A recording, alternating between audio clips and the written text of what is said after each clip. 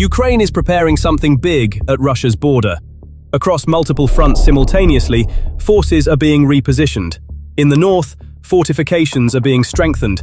In the south, assault brigades have moved to forward positions. In the east, Russian forces are being pushed back toward the border. And on May 19th, Zelensky said one sentence. Today, I approved our long-range action plans for June. He gave no other details. What kind of action? Which targets? Which direction? Nothing. Just approved.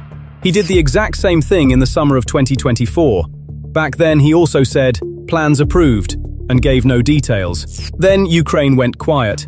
And after that silence, Kursk was invaded. 1,300 square kilometers, Russia completely caught off guard.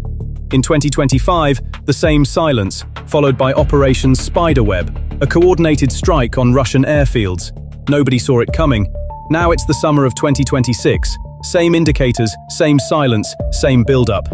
Putin expected none of this other than Ukraine to surrender. He had planned his spring offensive, deployed new units, prepared to dictate terms. But now he appears to be watching the same nightmare from 2 years ago return. Except this time, the target might not be Kursk. Because Zelensky's doctrine is now clear. Deep strikes, opening gaps, and acting at the most unexpected moment. The signals are very strong, and understanding where they point requires looking at what is happening on the front lines. The first signal is coming from Kharkiv. On that front, Russia has begun retreating, and this is not a quiet withdrawal. It is an active push.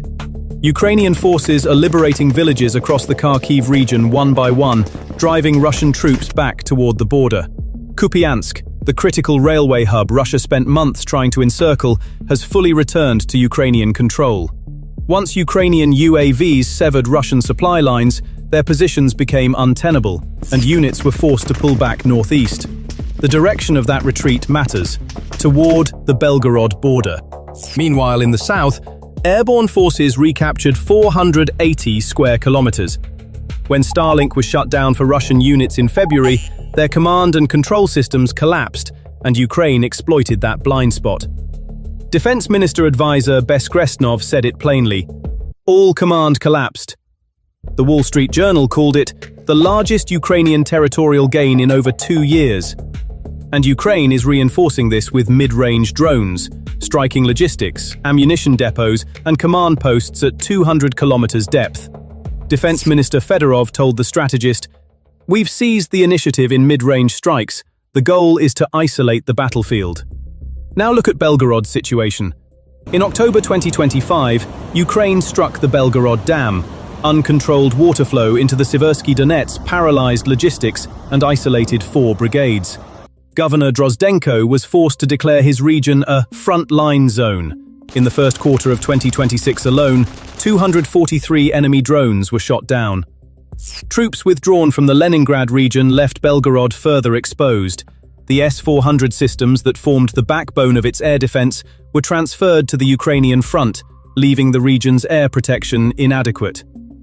An entry into Belgorod would mean the complete collapse of the Vovchansk front, cutting off Russian forces being pushed toward the border. The advances in Kharkiv read like preparation for exactly that scenario. But caution is warranted.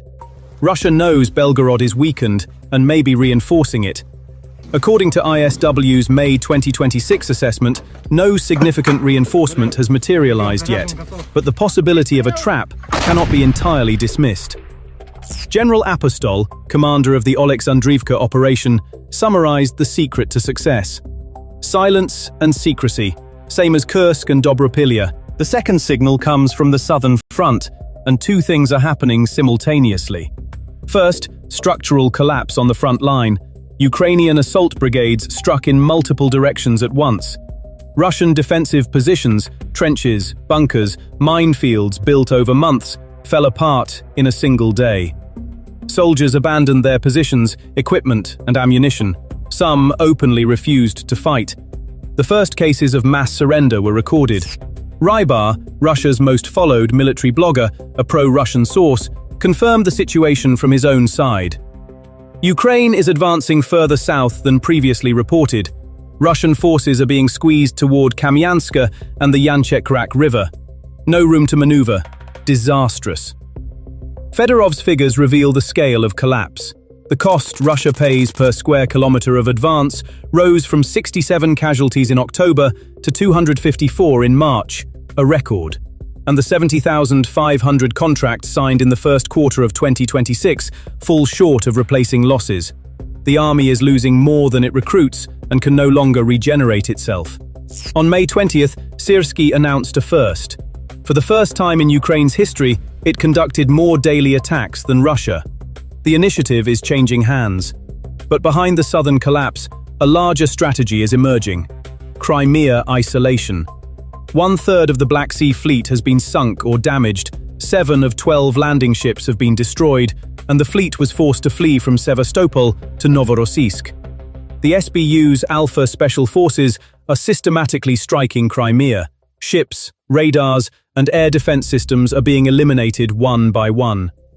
The Atesh partisan network is sabotaging communication towers and railways, and the M14 and E105 highways, the backbone of Crimea's overland resupply, are within HIMARS range and under fire control. Squeezed from sea, air, and land, Crimea is becoming increasingly untenable. Ukraine's Crimea strategy is most likely not a ground invasion, but isolation. Seizing sea control, dismantling air defenses, cutting supply lines. But launching diversionary operations on other fronts while pressuring the Kherson-Crimea corridor remains on the table. A similar maneuver succeeded in 2022, and a static front can always mean a front being prepared. The third signal comes from the north. But which north? Ukraine is still operationally active in Kursk. This month, a Russian command post and drone bases were struck. Expansion from current positions is the most obvious option. The terrain is familiar, logistics are established. But Kursk is now the expected direction. Russia, however inadequately, has reinforced it somewhat. The "never again" pledge has psychologically made this the direction they are most prepared for. And Zelensky's doctrine rejects striking where the enemy expects. So where does Russia least expect an attack? Bryansk, never attempted. Accessible via Sumy. All attention is on Kursk and the south. Bryansk is nearly undefended. And here is an interesting possibility. Could Syrsky's "the northern threat is real" statements and Zelensky's Belarus warnings actually be a deception operation designed to pull Russia's attention and resources northward? Make noise in one direction, strike from another, a classic military ruse. But Bryansk has its own challenges: forested terrain, extended supply lines, unknown defensive structures. On the Sumy axis, a reality check is needed. Russia launched an offensive there with 50,000 troops, but progress has been minimal and daily casualties heavy. ISW's assessment: the capture of small villages is aimed at information warfare, no strategic value. Russia's Sumy offensive is a waste of resources, and every waste weakens other fronts. The Atlantic Council's 2024 Kursk analysis remains valid. Russia pathologically underestimates Ukraine's capabilities. Mick Ryan: it disproved the transparent battlefield dogma. Surprise is still